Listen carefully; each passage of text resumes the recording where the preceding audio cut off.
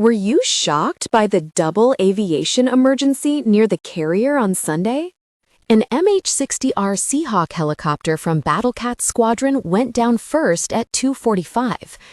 Nimitz helicopter crash South China Sea prompted immediate rescue operations. Just 30 minutes later, an FA-18F Super Hornet fighter jet also crashed.